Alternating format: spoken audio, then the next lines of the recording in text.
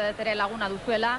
Jon Arretxek liburua atera du, hauek ez bezala, honek lana egin du Durangoko azokarako, 7 kolore izena du liburuak, eta munduan zehar eta kultura ezberdinetan kolore batek izan ditzaken esanahi ezberdinak jasotzen ditu. Leire Zorrozua ibili da koloreak nahasten.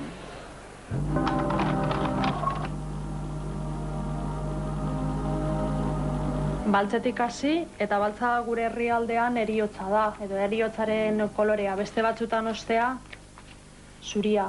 Bai, hori da liburuaren hasiera eta amaiera.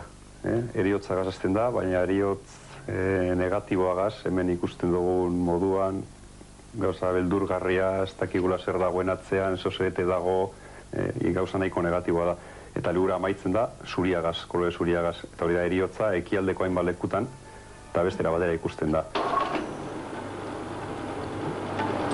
Grisa, tristuraren kolorea. Indiakoa da emakume hori, eta ikusten dugu sari dotore horregaz, oso apainduta, oso ederta apainduta, itxuraz argia dariola, ezta?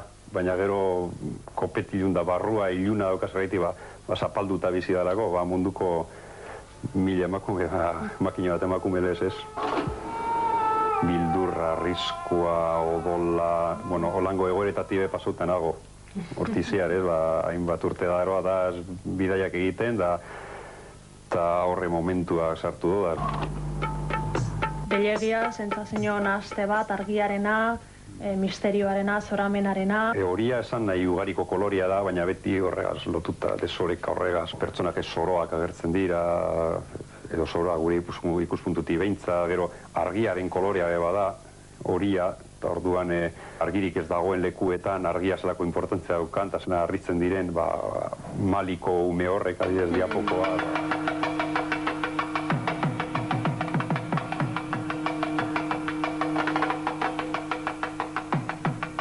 Nire argirik egon ez, eta trena gauerditan pasatzen denean dana pilatzen dira, hori ez da zeinon trena pasatzen ikusteko argi hori herria holan dana argitzen ikusteko, eta...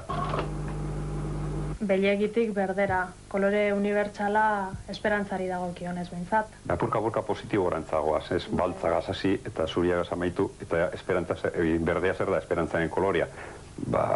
Emakume gaztea berriro emakumeetara itzultzen gara, ez? Leku pobretan, gizona beraz bategaz, erlazionatzeko lotzeko, esperantza gutzal horreaz bizidan emakumeak, urre bilatzaileak amazoniakoak, egun ematen urre gune bat aurkitu eta berazteko esperantza horreaz bizi diranak. Urdina interpreto harmonia, pakea, horren ideia, horren koloretzat. Eta holan bizidan jentea badao, munduan zehar, eta holango bost narrazio txiki sartu dudaz, egoera horrek islatzen. Hospitale tibetar horretako neskato horren begira da, hori hiltzen egoan, edo erdilda egoan neska hori, baina bat uste irribarrez, ez utzalako beldurrik, bakean bizizalako azken baten.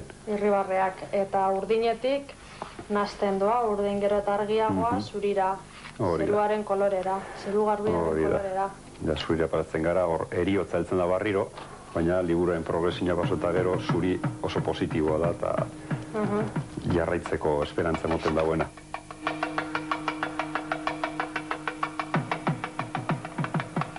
Bueno, urrengo gonbidatua ere ate